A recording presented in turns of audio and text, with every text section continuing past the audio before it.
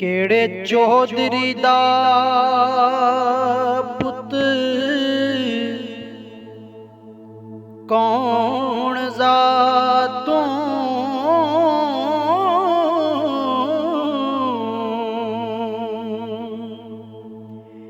केहा अक्ल शऊर दा कूट है नी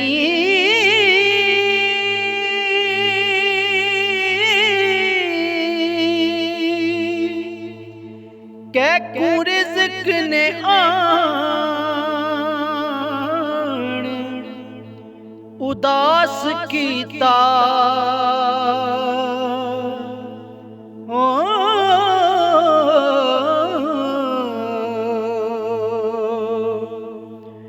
उसनू केड़े पीर दी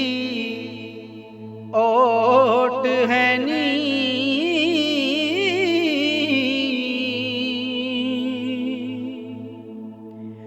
फौजदार वांगू कर कुछ दाना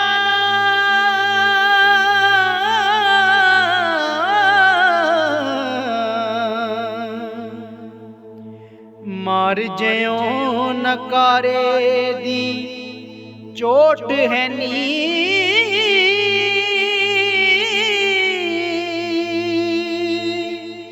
किन्ना जट्टां दा पोतरा कौन कोई हो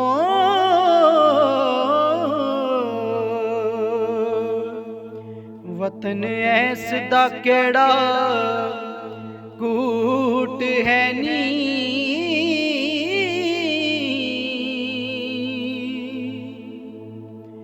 पुत्र तख्त हजारे दे चौधरी दा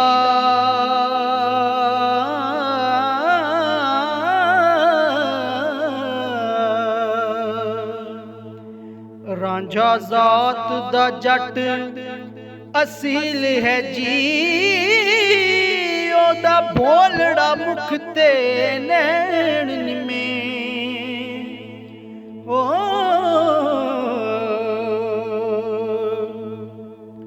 कोई छैल जही ओदी डैल है जी मत्था रांझे दा चमकदा नूर भरिया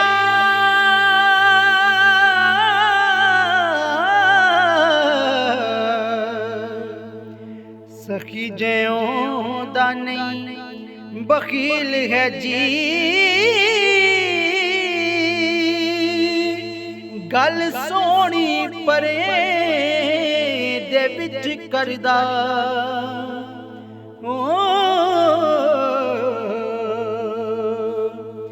खोजी लाए ते न्याऊं वकील है जी।